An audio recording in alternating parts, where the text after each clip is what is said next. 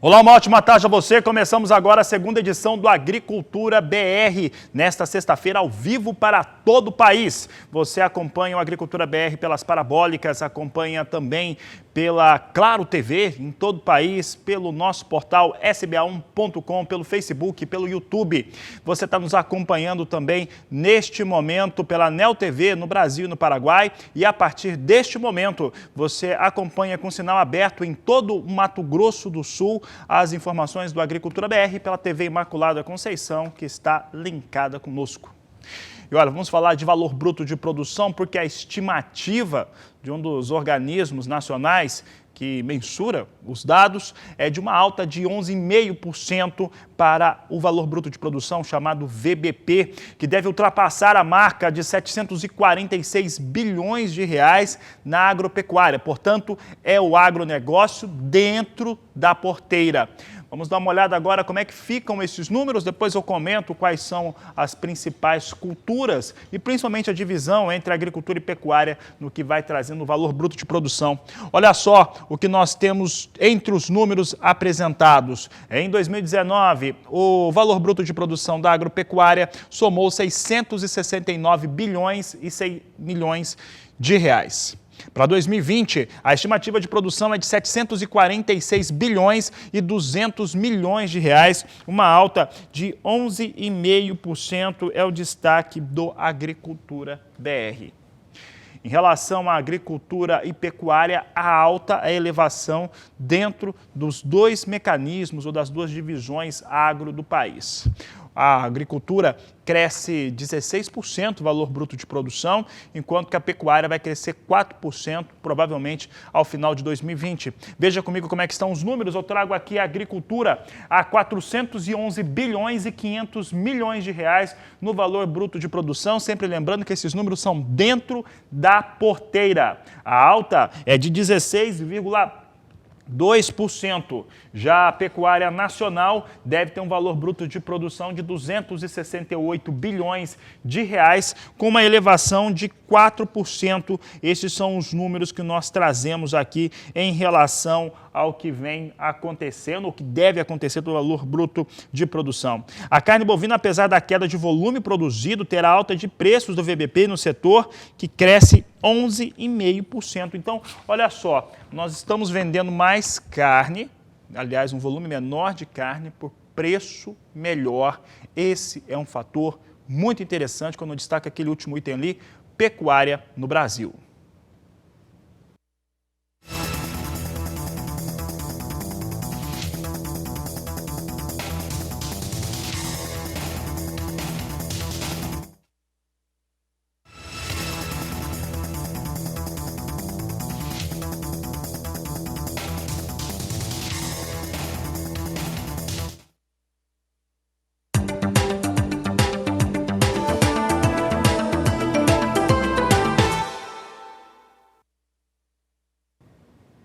E a Associação Nacional dos Exportadores de Cereais trouxe uma nova estimativa para as exportações brasileiras durante o mês de julho. Eu vou trazer em destaque agora o complexo soja nacional, já que, de acordo com a ANEC, considerando tudo aquilo que foi embarcado até o último dia 4 de julho, mais o line-up dos portos, a chegada de navios que deve sair daqui com grão de soja ou farelo de soja, já dá para estimar que, no caso dos grãos, vai totalizar o mês de julho pelo menos 8 milhões e 77 mil toneladas da oleaginosa. É o que nós vamos dar uma olhada agora aqui no Agricultura BR. Olha só os números para a soja, 8 milhões e 700 mil toneladas, para ser mais preciso aqui, para o mês de julho, depois de um primeiro semestre muito forte, mas muito forte mesmo em relação às exportações, aos embarques de soja em grão.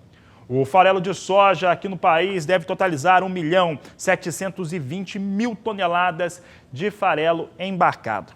Para efeito de comparação, o mês de junho, de acordo com a ANEC, foram 11 milhões 764 mil toneladas de soja embarcadas, enquanto que agora em julho deve chegar aí a 8 milhões e 700 mil toneladas. Nesses novos números que foram atualizados pela ANEC, vai trazendo atualização semanalmente e considera line-up dos portos e aquilo que foi efetivamente colocado dentro desses navios.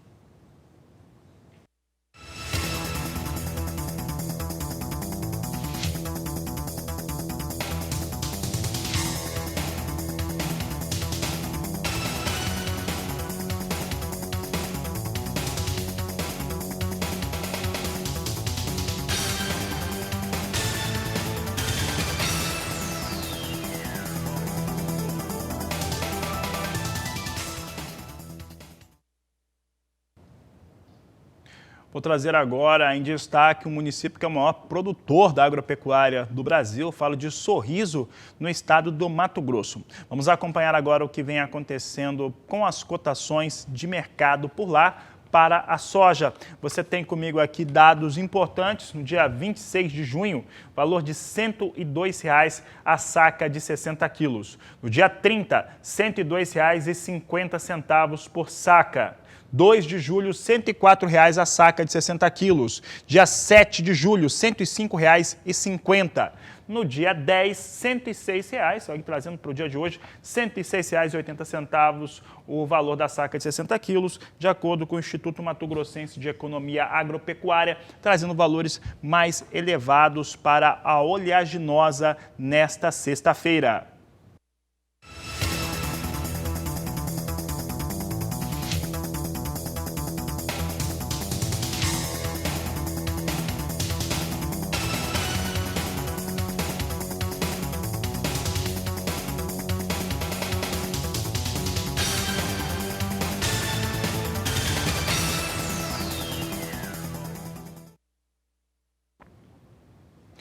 E a Agricultura BR traz agora os valores para a soja negociada lá na Bolsa de Chicago. Vamos saber o que vem acontecendo no mercado neste momento. É o que a Agricultura BR traz para você. Números na estabilidade aqui no mais curto prazo é o que nós vamos trazendo no Agricultura BR nesta sexta-feira. Olha, observando aqui o que vem acontecendo, e a gente conversava hoje mais cedo com os amigos da Datagro em relação ao que vem acontecendo com o mercado de soja. E o mercado de soja hoje, ele vinha com algumas observações, né? Já que nós temos ainda um acumulado, pelo menos para até agora, um acumulado na semana de alta de 0,6%, mostrando aí alguma situação bastante importante para esta sexta-feira. E agora nós temos alguma pressão seguido pela ausência de compras mais significativas, principalmente de soja norte-americana por parte de chineses, além de previsão de chuvas em algumas áreas produtivas norte-americanas. Então, em resumo, a China não está comprando soja essa semana, aliás, está comprando milho, daqui a pouco eu vou falar desse assunto de milho, China comprando muito milho, mas soja a China não compra e, além disso, choveu nos Estados Unidos. E aí mostra que pode ter uma safra maior, o preço cai, né? Porque a oferta pode ser maior. Hoje não tem nenhuma posição no curto prazo acima de $9. Posição de julho vem a $8,99 mais 4 por bushel. Agosto, $8,95 o bushel. Setembro, $8,93 mais 2. Novembro, $8,99 por bushel. São os negócios que eu destaco agora com soja na Bolsa de Chicago. Olha comigo como é que vem o dólar. Dólar comercial agora vem totalmente na estabilidade a R$ 5,34 mais 4. Vamos acompanhar agora o que vem acontecendo no mercado ao vivo, dólar também, mercado financeiro. Quem nos fala sobre o assunto é a jornalista Sara Kirchhoff, que fala ao vivo de São Paulo, direto dos nossos estúdios na Bolsa Brasileira de Mercadorias. Sara, boa tarde, seja bem-vinda.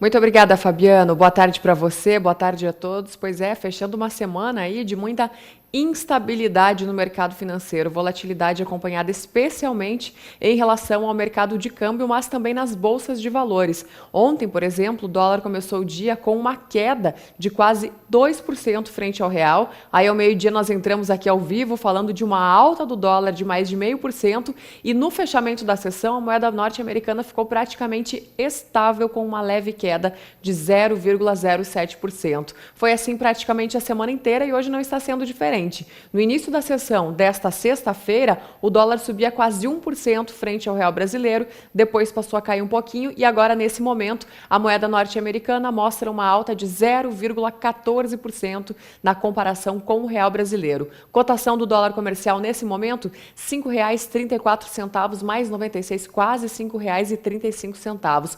Uma semana, como eu disse, marcada por grande instabilidade no mercado financeiro. Lá nos Estados Unidos, as bolsas de Wall Street abriram o dia hoje um cenário um pouco mais otimista, com uma marca um pouco mais positiva aí no início da manhã de hoje, apesar do aumento de número de casos de coronavírus na maior economia do mundo. Então, todo esse cenário ele continua dando um tom de forte cautela no mercado financeiro ainda e, evidentemente, né, os investidores eles correm para comprar ativos de riscos, correm para comprar mais dólar, mas hoje, de um modo geral, o cenário é de bastante instabilidade mais uma vez. O que vem se valorizando muito no meio dessa instabilidade toda é o ouro. O ouro, a gente inclusive conversou essa semana com o Mauriciano Cavalcante, da Ouro Minas, e ele falou um pouco sobre essa situação aí que o ouro, ele se mostra um ativo bem seguro, especialmente nesses momentos aí de cautela, e ele vem então tendo preços muito altos ao longo das últimas semanas, também do último mês. Estamos de olho também nesse mercado.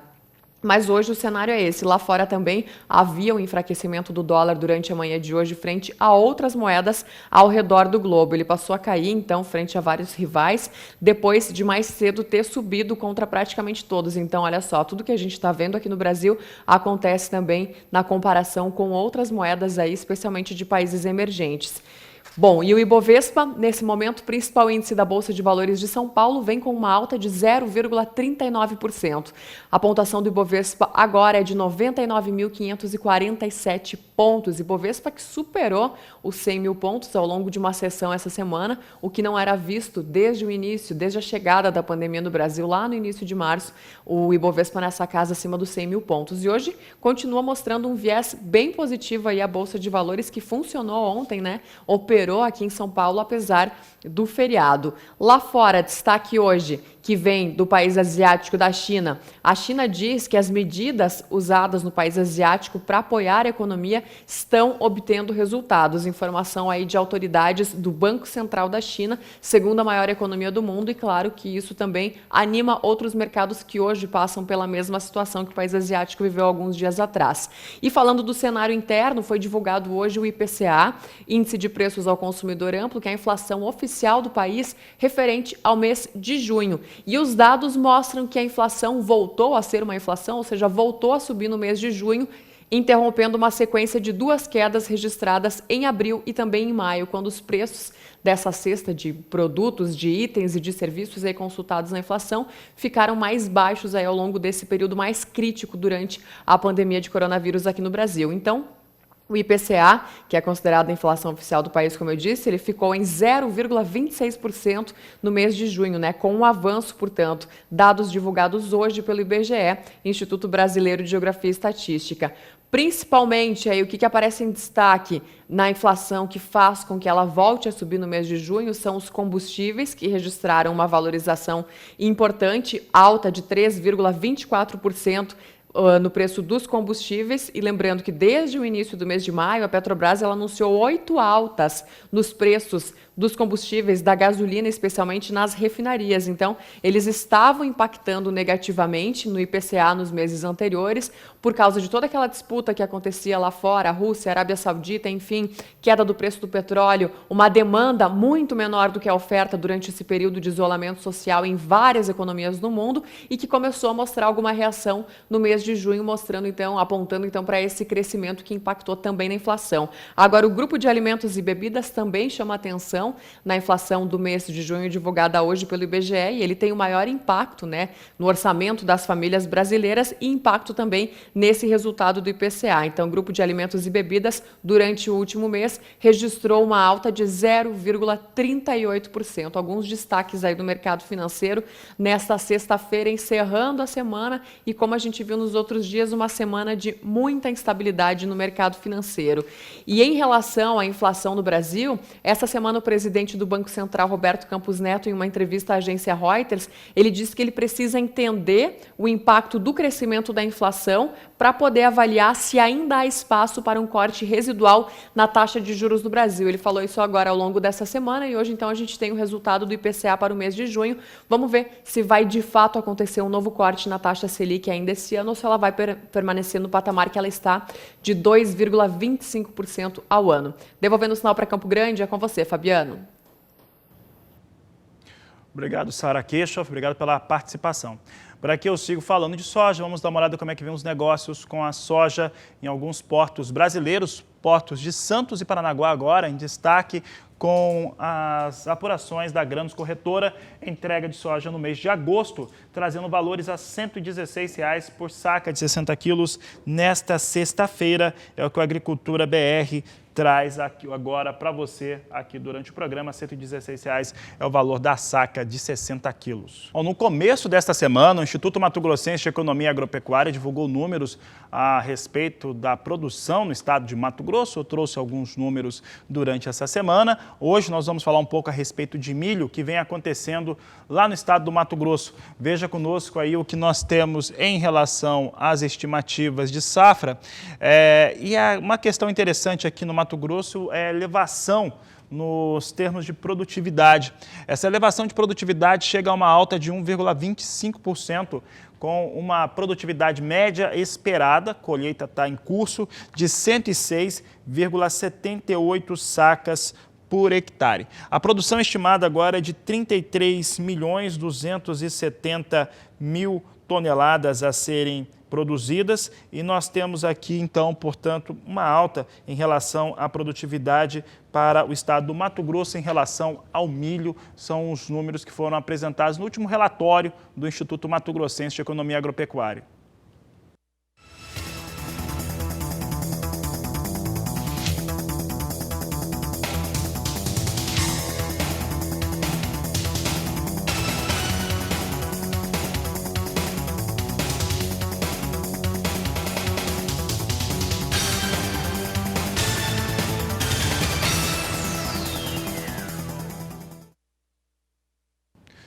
Fala agora a respeito de números que foram divulgados hoje pelo Departamento de Agricultura dos Estados Unidos e que nós temos acompanhado recentemente algumas investidas chinesas em relação ao cereal, ao milho.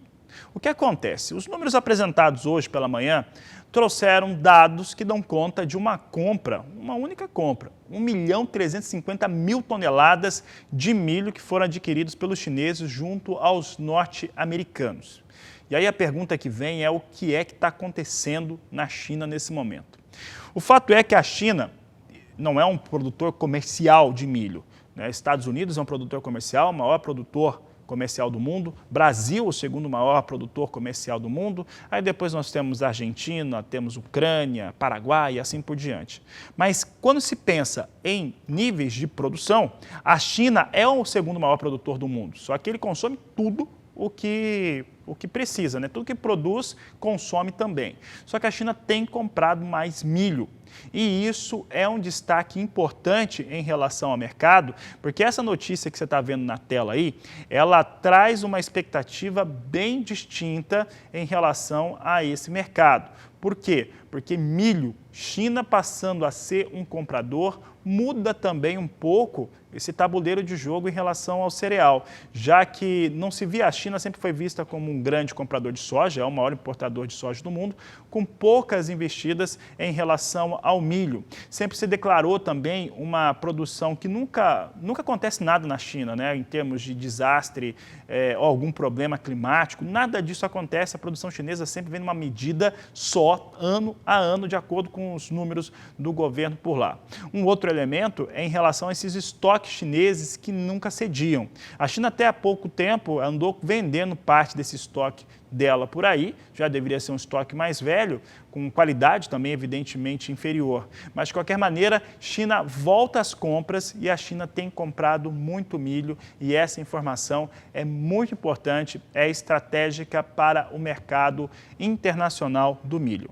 Assim como essa que eu vou falar agora, a respeito de milho no Brasil, o que tem acontecido? Milho no Brasil vem com valores médios muito bons, eu tenho trazido aqui levantamentos diários em relação relação a diversas praças brasileiras. Além da regularidade de preço, milho no Brasil tem até elevações em alguns lugares. E isso ocorre por conta de um dólar mais forte e também uma demanda alta, tanto externa quanto interna. Então, um dólar acima de R$ 5,00 é milho com valor estável nos preços aí que cada um que precisa comprar milho no Brasil, principalmente a pecuária brasileira, está vendo aí em cada um dos estados. Teve ali uma linha de queda e você pode perceber que essa linha de queda aconteceu quando as colheitas começaram, né, e também o dólar caindo, mas agora está distante de milho recuar, milho vai continuar com preço firme. Vamos ver o andamento da colheita, se consegue colocar mais milho no mercado e isso mudar alguma coisa. Mas, em princípio, milho com valores bem sólidos no Brasil. E falávamos a respeito dessa compra da China. A China comprou muito milho, 1.350.000, é um volume muito grande. E mesmo assim, milho lá nos Estados Unidos não teve uma reação muito interessante, não. A queda, nesse momento, para os valores negociados com milho, é bastante intensa. O milho vem perdendo agora cerca de 1% nas posições de mais curto prazo e até mais de 1% na posição de dezembro, março e maio. Setembro vem a $3,45 mais 2 por bushel. Dezembro, $3,52 mais 4. Março, a $3,62 mais 2 e maio, $3,67 mais 6 por bushel. São os negócios que nós destacamos agora com milho aqui lá nos Estados Unidos, milho com uma informação importante, uma informação de destaque internacional aqui em relação à compra chinesa. Mesmo assim, reação não muito positiva do mercado, mas isso tem muito mais a ver com o andamento das lavouras norte-americanas. Choveu nas áreas de produção. Estava com um clima mais seco, havia uma situação mais arriscada por lá, choveu nas áreas de produção de soja e milho. Hoje, Chicago vai precificando essa chuva que ocorreu entre essa quinta e sexta-feira. O andamento do café nos campos no Brasil, situações também relacionadas a algumas pressões que ocorreram lá na Bolsa de Nova York, observando o que vem acontecendo com o café nacional, que vem com boa qualidade, vem com uma boa estimativa de produção. Isso fez com que produtores saíssem um pouco do mercado, isso trouxe elevações para a saca de café, principalmente em Minas Gerais, e nós quisemos saber de Eduardo Carvalhais, do escritório Carvalhais, como que essa situação toda que eu estou descrevendo agora, ela acabou impactando nos cenários mercadológicos do café. O mercado de café esta semana e também na semana passada foi mais calmo. Nós tivemos 2 semanas mais calmas para negócios aqui no Brasil. Os preços recuaram em Nova York, hoje estão abaixo de $1 por libra-peso, e com isso baixaram também os preços em reais aqui no Brasil. Chegaram num ponto que não entusiasma os cafeicultores. Eles preferem aguardar para ver se os preços melhoram. Também eles estão bastante dedicados aos trabalhos de colheita. A colheita avança, uma colheita difícil nesses tempos de Covid, mas vai tudo correndo bem até agora, esperamos que continue assim. E por enquanto no mercado da nova safra só chegam cafés mais fracos, os primeiros cafés com muitos verdes, e principalmente da zona da mata, que é onde tem aparecido o maior volume de café. As outras regiões ainda estão colhendo, preparando os cafés, e quando vêm os preços, principalmente para os cafés de qualidade, eles preferem aguardar. Também nós temos que lembrar que houve um grande volume de negócios feitos para entrega futura, que vão ser entregues agora no mês de julho, agosto e setembro, a preços bem mais altos. E os produtores então se dedicam a preparar os cafés para essas entregas, vendidas aí em torno de R$600, um pouco para baixo, um pouco para menos, conforme o negócio. Também, e cafés da safra que terminou agora no final de junho, da safra 19 e 20, que sobraram são muito poucos. E esses poucos cafés, os produtores que ainda têm não querem vender nas bases oferecidas atualmente. Nós imaginamos que esse jogo vai continuar. Do lado do comprador também, dos exportadores, eles compram com muita cautela, estão acompanhando o que acontece no exterior, os riscos que existem com a pandemia, vendo para onde que vai o consumo de café, que aparentemente agora deve começar devagarzinho a subir. Estão abrindo na Europa as cafeterias, as pequenas torrefações, todos voltam a trabalhar, bares e restaurantes, com muito cuidado também. Nos Estados Unidos houve uma abertura e agora novamente um recuo. Tudo isso está sendo observado pelos compradores de café. Então nós tendemos a ter esse ano se trabalhando com bastante cuidado. A safra vai ser de um bom tamanho, é uma safra de ciclo alto, mas nos parece que como a do ano que vem já vai ser uma safra menor, se nós somarmos os 2 anos e dividirmos por 2, é o café que nós precisamos. Os cafeicultores, quando olham também em termos de aplicação de dinheiro, hoje os juros caíram bastante, então a tendência vai ser eles irem vendendo café de acordo com a necessidade para pagar os custos de colheita e depois de fertilização. E não devem vender o café para aplicar dinheiro.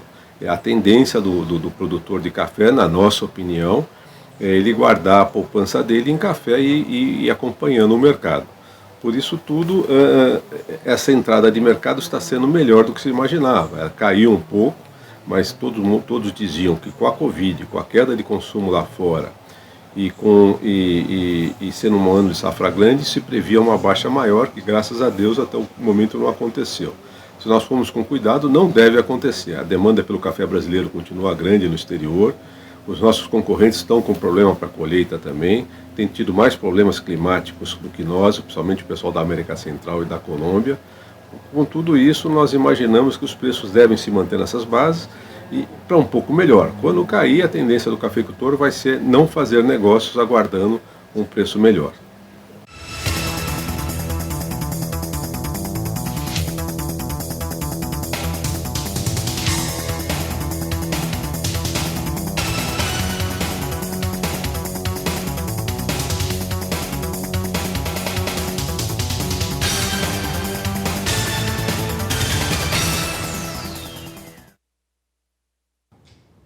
Seguimos falando de café arábica, então, e agora falando sobre os valores negociados na Bolsa de Nova York. Como eu disse, há pressões em relação ao cenário internacional do mercado do café. Os investidores da Bolsa por lá acreditam que a safra brasileira, apesar do problema climático que ocorreu esse ano em torno do que estava no campo, vem com uma boa produção, uma produção mais elevada e com boa qualidade. Com isso, pressiona valores. E, do outro lado, o cafeicultor brasileiro tem feito os negócios suficientes só para pagar as contas mesmo. Veja só o que nós temos hoje. Nós temos uma queda um pouco mais expressiva para café.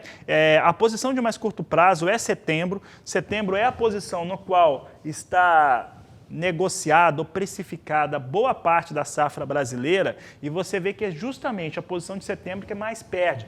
Nesse momento, vem com 97 centes mais 75 por libra-peso, 97 centes de dólar mais 75 por libra-peso.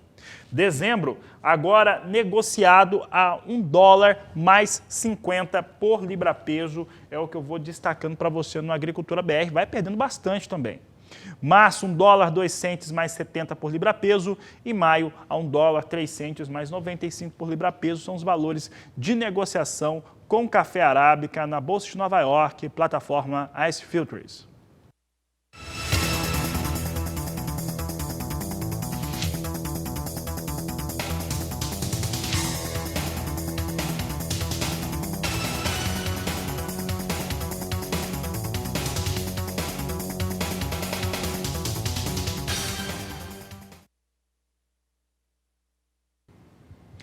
Por aqui, a Agricultura BR agora traz para você informações sobre o mercado do café arábica ainda, mas trazendo aqui, café conilon, mas trazendo agora valores do mercado físico nacional. Vamos dar uma olhada como é que vem o mercado físico brasileiro, trazendo os números aqui no Agricultura BR, no Espírito Santo, que é o maior produtor dessa variedade de café, lá no município de São Gabriel da Palha. Um grande abraço a todo mundo aí no estado do Espírito Santo que acompanha o programa. Olha só que tem muita estabilidade para valores negociados com conilon no Espírito Santo. No dia 15 de junho, R$ 305 a saca. Esse valor era mantido no dia 19. No dia 26 do mês passado, chegou a R$ 310 por saca de 60 quilos. No dia 2, Espírito Santo chegava a R$ 315 o valor da saca e vai mantendo R$ 315 era o valor de fechamento nesta quinta-feira. Ainda não tem valores de negociação nesta sexta-feira, dia 10. Mas temos o café Robusta, que é a referência internacional para o conilon aqui no Brasil. Então, coloca na tela aí que o Robusta hoje vem perdendo um pouco do que ganhou nesta última quinta-feira. Neste momento, a posição de setembro com o café robusta na Bolsa de Londres, negociado em tonelada e dólar, vem para 1.193 dólares por tonelada. Novembro, 1.211 dólares, perde 0,32%. Poucos negócios. Janeiro de 2021, 1.225 dólares a tonelada, queda de 0,40%. Março, 1.238 dólares a tonelada, recuo de 0,64%. São os destaques que eu trago agora com o café robusta na Bolsa de Londres.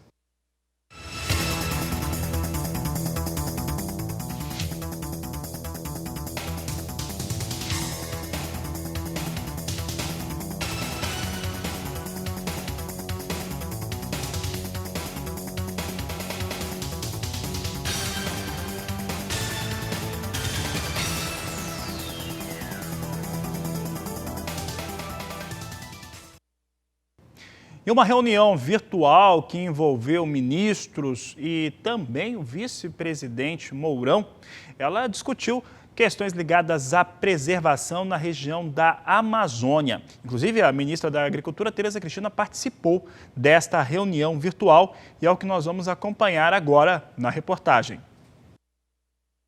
O encontro foi motivado por uma carta que o governo recebeu dos investidores, na qual manifestaram preocupações relacionadas ao desmatamento na Amazônia.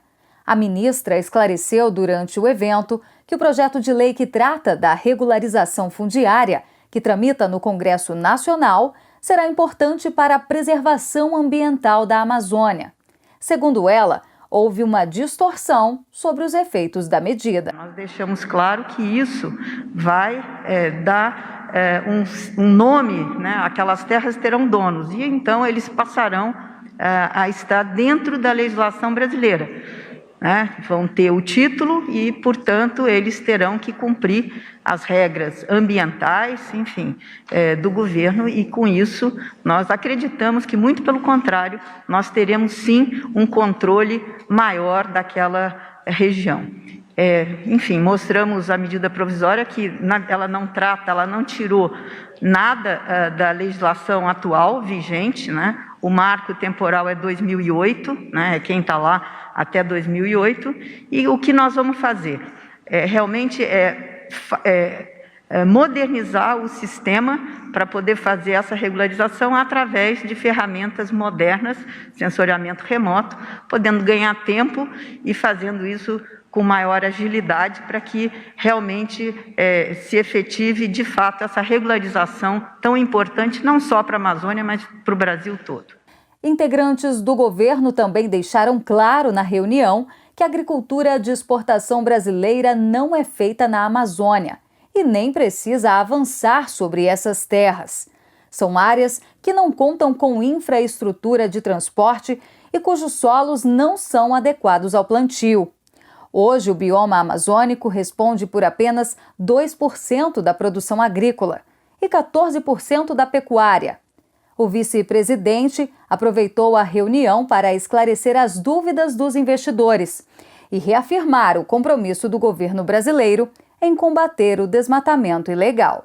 A ideia é que nós vamos, ao longo do tempo, com a continuidade de operações repressivas e mais a entrada efetiva dos demais pilares que o ministro Ricardo Salles colocou, que a ministra Tereza Cristina colocou, né? Regulação fundiária, o pagamento por serviços ambientais, etc. e tal, né? A gente vai pouco a pouco, e aqui eu vou usar um termo gauchesco, né, Ernesto? Arrinconando, né, esses que cometem ilegalidades para que a gente, né, chegue a um número, né, de desmatamento que seja aceitável. De Brasília, Berenice Leite. E a Agricultura BR agora fala sobre o mercado de algodão. Olha só, o que nós quisemos saber? Como que a cadeia produtiva do algodão tem se comportado neste momento. O algodão vinha numa situação, e os produtores acompanham e falam para nós sempre sobre essas questões, vinha numa situação de elevação, mercado comprador, demanda alta, produção subindo no Brasil, subindo bastante, principalmente no Mato Grosso e na Bahia, que são os principais estados produtores. Entretanto, veio o Covid, teve limitações em relação a conseguir mandar esse produto, teve alguns momentos aí que muita gente acreditou que compradores poderiam querer repactuar os valores que já tinham sido pagos, mas o fato é que a comercialização antecipada do algodão tinha acontecido de uma maneira muito firme, só que havia esses riscos por aí. Perguntamos para o professor Marcos Fava Neves, especialista em planejamento estratégico do agronegócio, como que está o cenário para a cadeia produtiva do algodão. O caso do algodão também é bastante interessante, porque o Brasil tem uma produção esse ano muito boa, o clima ajudou bastante, as fotos de colheita agora e os filmes que inundam os nossos grupos de WhatsApp são coisas cinematográficas, um trabalho bem feito, coordenado, cadeia produtiva integrada, certificada, preocupada com as questões ambientais, agressiva no bom sentido no comércio internacional, trazendo perspectivas de futuro muito animadoras. Eu acho que o algodão, cheguei a temer um pouco no negócio da pandemia por conta do home office, redução de consumo, que pode vir a acontecer, mas o Brasil tem muita chance nessa cadeia produtiva de trazer rentabilidade, trazer esses bilhões de dólares aí que estão entrando de uma maneira a conquistar até crescimento, principalmente pegando o aumento do mercado internacional e crescendo em cima de áreas de outros países. Aparentemente os Estados Unidos vão diminuir a área e isso pode representar para nós uma oportunidade interessante de começar, inclusive, a vender produções futuras aproveitando essa situação cambial.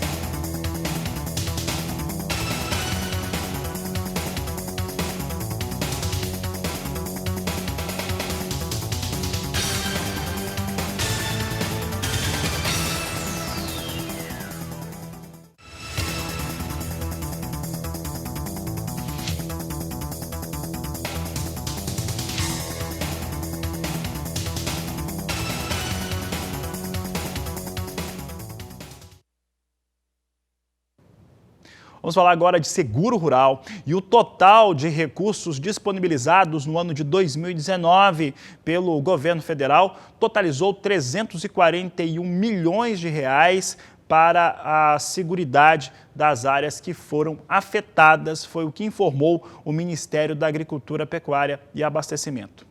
Nós vamos ver agora como é que ficaram esses valores, também o número de solicitações que foram feitas, o número também de apólices que foram cobertas. Você acompanha comigo aqui o que aconteceu no ano passado em relação às indenizações de seguro rural pagas. Você tem aqui, dentro do programa de seguro rural, cerca de 9 mil tiveram indenizações cobertas.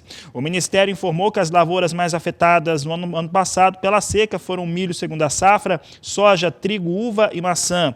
O milho segunda safra teve 2.639 apólices sinistradas, o que resultou em 102 milhões de reais. 30% do total desembolsado aí dos 341 milhões de reais, foi o que informou a nota do Ministério.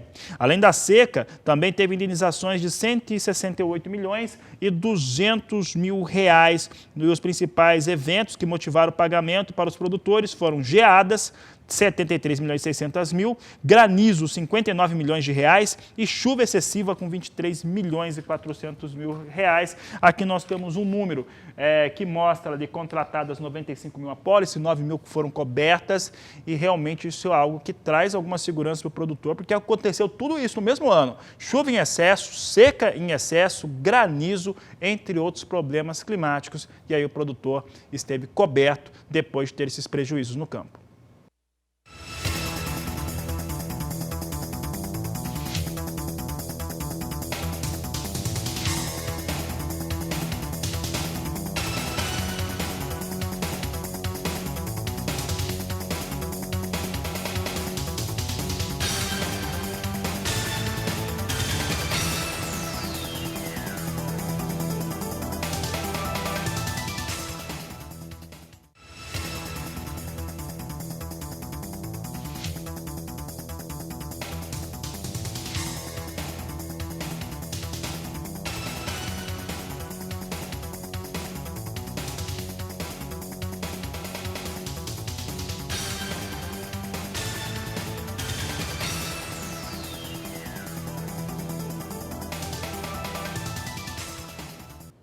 As medidas de prevenção para a indústria frigorífica, principalmente carne bovina, contra o Covid, para funcionários e em relação à segurança do produto, estão no aplicativo de celular, como esse aqui, que todo mundo pode acessar.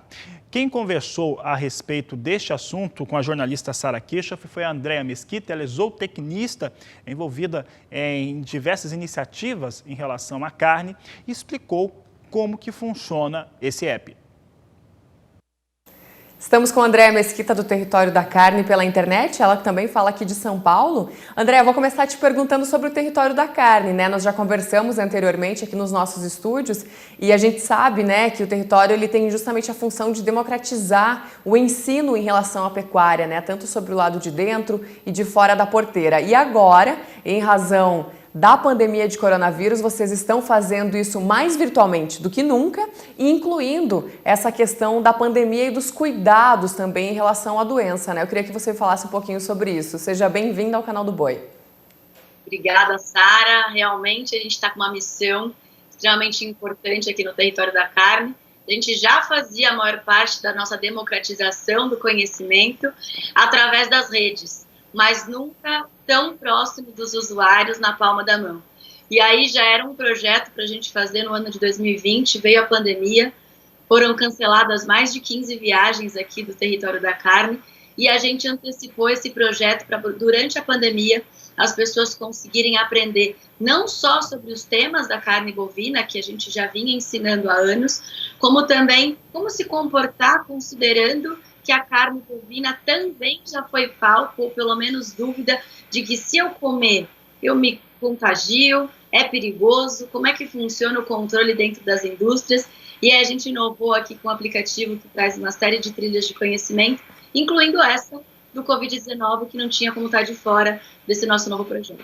Pois é, eu queria que você justamente explicasse essa questão do contágio, né, por meio dos alimentos e das embalagens, porque a Organização Mundial da Saúde, ela não confirma que isso aconteça, né, que esse contágio aconteça, mas a China, por exemplo, decidiu suspender a importação de carne bovina de alguns frigoríficos do Brasil, dos Estados Unidos e de outros países também, usando esse critério como uma alegação, né, para evitar uma segunda onda de contágio lá na China. Então eu queria que você falasse especificamente sobre esse assunto que interessa muito para quem está nos assistindo.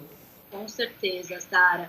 Os estudos são inconclusivos em relação à transmissão via alimentos, porque o vírus ele precisa de um hospedeiro, né, que seria o homem ou o animal. Então, quando a gente fala de alimento, mais precisamente a carne bovina, a maioria dos estudos que trabalha sobre isso traz de que não é um risco para a saúde da população, tanto brasileira quanto global. O que a gente recomenda é que durante esse período de pandemia, a gente trate os alimentos com uma temperatura de cocção segura, porque o vírus ele é sensível à temperatura. Então, realmente, o que está trazendo agora a China de bloquear a importação de frigoríficos brasileiros que têm um alto número de contágio, na minha visão de zootecnista e trabalhando com esse tema no nosso aplicativo, ela é muito mais voltada para o cuidado e essas fábricas pararem de ter um contágio muito grande entre os colaboradores. Então, a China não compraria de fábricas que estão trazendo algum tipo de possível prejuízo para a saúde dos colaboradores, do que por conta da carne. E isso, com certeza, vai dar muito pano para a manga, porque a gente sabe que sempre por trás de algum tipo de bloqueio de importação existem interesses comerciais e a gente não pode sair falando a primeira notícia que a gente encontra antes de estudar mais a fundo. Com certeza, Andréa. Para encerrar, vamos dar o serviço então. Quem quiser utilizar o aplicativo, qual que é o nome? Está disponível para Android e para iOS também? Como é que funciona? Disponível para Android e para iOS. A nossa grande perspectiva com o aplicativo é, de fato, trazer a democratização, porque todos podem acessar gratuitamente e, óbvio, tem as trilhas premium, que são mais de 500 perguntas sobre cortes de carne, características, métodos de cocção, o mercado da carne, que é o que a gente está falando aqui durante a nossa entrevista, e mais uma infinidade de temas que traz também a saúde e a carne, mitos e verdades, e tantos outros. Com isso, Sara, a gente procura encontrar e enxergar as pessoas que não estão aqui dentro da nossa sala de aula. Seria muito fácil falar só com quem tem acesso à internet e o valor para comprar os nossos cursos, e não é isso que a gente quer. A gente quer que os peões tenham acesso a esse conhecimento, os açougueiros, os atendentes, os garçons e todas as pessoas que estão inseridas na cadeia da carne. Afinal, se a gente produz pasto para o animal comer, a gente também está inserido na cadeia da carne, e é isso que a gente quer com esse mais projeto do território. Maravilha, Andréa. Parabéns por mais essa iniciativa e obrigada pela sua participação aqui conosco. Eu que agradeço. Obrigada. Essa foi então a Andréa Mesquita, do Território da Carne, e a gente vai ficando por aqui. Até mais. Por aqui eu volto a falar de milho no Agricultura BR, porque eu abria o programa hoje, o segundo bloco lá, abri o segundo bloco falando a respeito dessa notícia que está na tela aí, a respeito esse forte volume de milho que a China comprou dos Estados Unidos. Foram 1.275.000 toneladas de milho comprados pelos chineses junto aos norte-americanos. E o significado disso, principalmente. É importante ressaltar que, comercialmente, produção comercial, Brasil, Estados Unidos, e aí vem Ucrânia, Argentina, Paraguai, são os grandes players do mercado comercial, produtores e exportadores. Quando consideramos apenas produtores, a China é o segundo maior produtor de milho do mundo, só que consome tudo aquilo que produz. Então esse fator é interessante. E a China tem ido ao mercado internacional para comprar milho, e comprar milho com grandes volumes. Essa é a questão. E aí, uma coisa que a gente tem questionado, e eu tenho trazido números aí em relação à China comprando milho já há várias semanas, se a China pode se tornar, em médio e longo prazo, um grande importador de milho, mesmo sendo um grande produtor absoluto, com produção absoluta, o segundo maior produtor de milho do planeta, atrás apenas dos Estados Unidos. Aí eu perguntei para o Steve Ketcher está na Europa, né, o escritório é na Europa, lá em Malta, e ele respondeu agora na produção do Agricultura BR o seu entendimento, neste momento, para essas compras mais elevadas de milho da China. China comprando milho dos Estados Unidos, lembrando que a China não está comprando soja, é por isso que soja cai na Bolsa de Chicago. Veja comigo a explicação do analista Steve Ketcher. Aqui no Brasil, ele é ligado à Cereal Par. Ele diz o seguinte: confirma que a demanda se recuperou principalmente devido à população de suínos na China, após abates de milhões de animais por conta da febre suína africana nos últimos 2 anos. Um dado interessante, o Steve Ketcher tem razão nisso, mas um dado interessante é em relação à maior parte das empresas que tem algum tipo de informação real da China. É muito difícil ter informações precisas do que acontece na China, mas quem andou por lá, afirma que em menos de 3 anos não há recuperação do rebanho chinês, que inclusive o rifle sanitário de lá foi maior do que aquele que a própria China afirma ter sido. Sigo falando a respeito da explicação do Steve Ketcher. Ele aponta 3 questões para essas compras mais fortes, mais firmes em relação à China com o milho norte-americano. Eu trago agora a segunda em destaque. Olha só, Steve Ketcher afirma que sinaliza que o acordo comercial fase 1 entre Estados Unidos e China está vivo. Está vivo, mas está com uma bomba de oxigênio, né? Porque soja, que é o que os americanos querem que os chineses comprem, não está comprando não. Então, está ali realmente mostrando que tem negociação entre os 2 países. Terceiro elemento apontado pelo Steve, e a gente manda um grande abraço para ele, é que a expectativa de controle do coronavírus no mundo no segundo semestre de 2020, apostando em normalidade para 2021. Isso aqui é excelente para todo mundo, né? Para todo mundo no mundo todo, né? Tendo esse controle no segundo semestre, normalidade em 2021, faz com que a demanda mundial volte a crescer com commodities agrícolas internacionais baratas, cenário melhor para a compra. Então, o Steve aqui, até trazendo uma interpretação sobre o posicionamento dele, a China estaria aproveitando esse momento, já que todos os estudos apontam para um controle do coronavírus e uma retomada mundial da economia em 2021, significa o seguinte, que boa parte da produção mundial de commodities agrícolas está barata no segundo semestre. Então, os chineses compram muito a preço barato para não comprar ano que vem com preços mais altos. E quando a gente fala de China, tudo é possível. Esses são os destaques que a gente traz aqui, com o apoio do Steve Ketcher, que nos respondeu agora, está na Europa, mas respondeu aqui conosco o que vem acontecendo dentro deste cenário. Olha, daqui a pouco eu vou falar de um grande evento, um grande leilão que acontece na noite de hoje aqui pelo canal do Boi. Mas antes, nós vamos fazer o seguinte, nós vamos para o intervalo, daqui a pouco eu falo de soja, negociação em Chicago, dólar comercial e falo da atração de hoje aqui no canal do Boi. Se tiver imagem do leilão da noite de hoje aí, pode jogar na tela, porque hoje à noite a terra treme aqui pelo canal do Boi, sempre com grandes atrações. Você tem esse grande evento hoje. Na noite de hoje você tem um leilão virtual de corte com esses animais aí que estão na tela. Nós vamos para o intervalo comercial e voltamos já. Vou mostrar o andamento de mercado agora rapidamente. Você tem aqui soja em Chicago vindo no mais curto prazo em estabilidade, posição de curto prazo a $8,98 o bushel. Temos também o dólar comercial neste momento, moeda norte-americana no Brasil. Câmbio comercial vindo dessa forma, R$ 5,34 mais um, também na estabilidade total para a moeda norte-americana. Neste momento é o que o Agricultura BR destaca agora, porque a partir deste momento eu falo da nossa agenda de leilões. Na noite de hoje você tem o primeiro Marisa Leilões, um grande evento que você vai acompanhar a partir das 19h30 no horário de Brasília, o que está aparecendo na tela, é isso mesmo, a produção confirmou, 19h30 no horário de hoje, é o canal do Boi trazendo esse grande destaque para você por aqui. E para falar a respeito deste assunto, eu vou conversar com Nicolas Trindade, ele que é leiloeiro rural, está conosco aqui e vai nos falar um pouco a respeito do evento de hoje. Nicolas, obrigado pela participação. Como é que está sendo preparado esse evento? Seja bem-vindo. Muito boa tarde, meu amigo Fabiano Reis. Um prazer imenso poder estar falando com você ao vivo pelo sistema SBA, Canal do Boi, esse grande veículo que representa tão bem a pecuária nacional, que promoveu tanto a leiloaria do Brasil em todos os seus segmentos. É triplamente interessante estar nesse leilão, né? Porque temos uma história para contar. Primeiro que sou do Paraná, sou natural do Paraná, passei parte da minha vida em São Paulo, onde parti para a leiloaria, e depois voltei para o interior de São Paulo. Estive no Paraná por muito tempo, ao programa Leilões, e é exatamente aí a raiz do surgimento da Marisa Leilões, que é realmente a protagonista desse leilão hoje aqui. Marisa dá nome à empresa, Marisa Leilões, que é a proprietária, uma grande empreendedora, uma mulher que realmente tem feito um trabalho diferenciado na pecuária de cria, recria e engorda. Quando eu digo diferenciado, é porque vivemos o mercado da leiloaria há 28 anos. E estou falando com você ao vivo porque já falamos pelo telefone, né?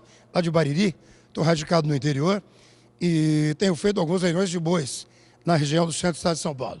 Aí algumas imagens daquilo que nós teremos na tarde e noite aqui em Paranavaí, um grande evento com 2.200 animais, entre os animais filmados e os animais do recinto.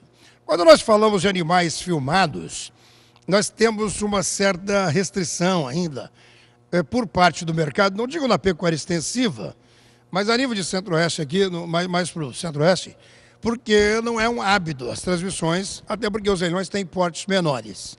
O leilão da Marisa Leilões é um leilão diferenciado aqui nesse eixo do centro do estado do Paraná. Como eu disse para você, é uma grande empreendedora. A sua empresa está há 2 anos no mercado, embora ela tenha um know-how de 30 anos, já que ela surgiu, inclusive, através dos eventos da Programa, que é a empresa que domina a América Latina. Choveu do molhado. Falar da Programa Leilões, por onde eu também passei a minha trajetória, foi através da Programa Leilões. Enfim, tivemos o mercado do cavalo, andamos o Brasil inteiro e hoje estamos aqui no eixo de São Paulo e também divisa com o Paraná.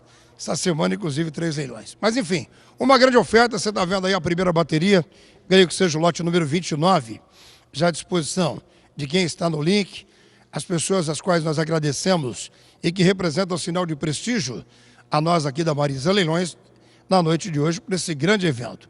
Um leilão diferenciado, uma oferta diferenciada por não ser um leilão localizado em regiões de pecuária extensiva, leilão padrão para o número de animais, carga fechada, e na sua maioria, o gado pesado, o gado errado, a boiada, toda ela pesada, que é uma modelagem também bastante interessante, como é utilizada pela grande empresa de leilões de corte do Brasil, hoje a Correia da Costa, a quem a gente tem uma grande referência, e também pelo mercado do sul do Brasil, né, a leiloaria do sul do Brasil, que já trabalha no quilo, inclusive no quilo vivo. Então, você veja bem que a Marisa Leilões segue realmente um viés que é a tendência do mercado para a gente dar cada vez mais credibilidade ao mercado dos leilões, trazendo a filmagem com a consistência da pesagem, dando garantias a quem está comprando, quem está vendendo. O que eu digo para você, o que eu disse para você na abertura, é que a grande preocupação em determinadas regiões do Brasil hoje é com relação à credibilidade do leilão, né? Uma vez no vídeo, a gente tem que saber aquilo que está mostrando, aquilo que realmente é, aquilo que pesa. E esse leilão tem um papel ainda mais importante ainda, um alicerce mais forte ainda e fundamental para a noite de hoje. Nós temos aqui uma criadora, a família da dona Silvia Arruda Lisa, que nunca vendeu sua produção em leilão. Para que você tenha uma ideia, é uma das grandes produtoras para o gado de cria requeringona de todo o estado do Paraná, nunca disponibilizou a sua produção em leilão, e a Marisa conseguiu trazer aí parte dessa oferta, dada a credibilidade do seu trabalho nessa região, para que ela venha ao leilão.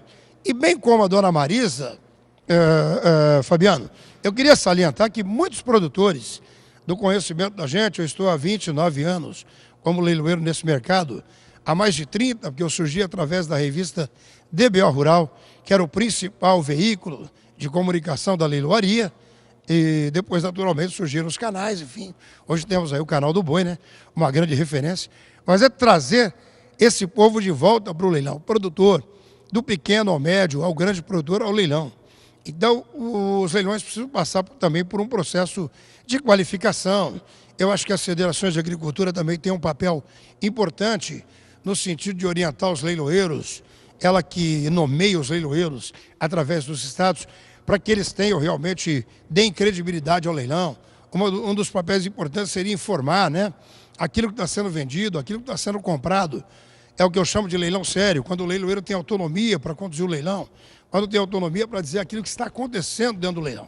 Nós não podemos perder essa referência dentro da leiloaria. Neste momento, eu tenho certeza que os diversos amigos que nos acompanham por todo o Brasil, através das lentes do Canal do Boi, e também da minha região, amanhã estarei em São Paulo, no leilão de Pratânia, volto a Ribeirão Claro, na divisa, nesse final de semana, domingo, com o leilão do Recinto Boi Tererê, para mais uma oferta. Então, é um circuito, já saí de um leilão, vamos para um circuito de 4 e, simultaneamente, 3 leilões aqui na Marisa, lá na região de Pratânia, na Pratânia Leilões, sábado à tarde, e com o Edinho Nunes, lá em Ribeirão Claro, também no domingo, a partir das 16 horas. Um leilão que começa cedo e que termina cedo. Eu acredito que em breve estaremos trazendo os leilões para mais cedo. Trabalho fantástico realizado aqui pela Marisa. No decorrer dessa minha fala, vocês vão acompanhando aí os lotes de destaque do leilão. Tivemos o 29, o 27, o 25, o 05, o 43 e o 46. São esses os lotes que nós estamos colocando aí à disposição de vocês, disponibilizando neste momento do link para que vocês possam acompanhar aquilo que há de melhor na transmissão do leilão dessa noite. Ok? Muita coisa para falar, mas eu queria agradecer a você, Fabiano, mais uma vez, poder vê-lo aqui ao vivo, através das lentes do Canal do Boi. Mas obrigado, sobretudo, a vocês, que representam o sinal de prestígio na audiência ao leilão da Marisa Leilões, hoje, a partir das 19 horas e 30 minutos. Vamos entrando no decorrer do dia. Muito obrigado. Obrigado, Nicolas. Obrigado pela participação. Sucesso na noite de hoje. Sucesso também para quem vai fazer negócios nesse grande evento a partir das 19h30, claro que aqui pelo Canal do Boi. Com essas informações, eu encerro essa edição do Agricultura BR. Desejo a todos uma excelente tarde. Volto logo mais às 16 horas no horário de Brasília. A todos um grande abraço e até lá.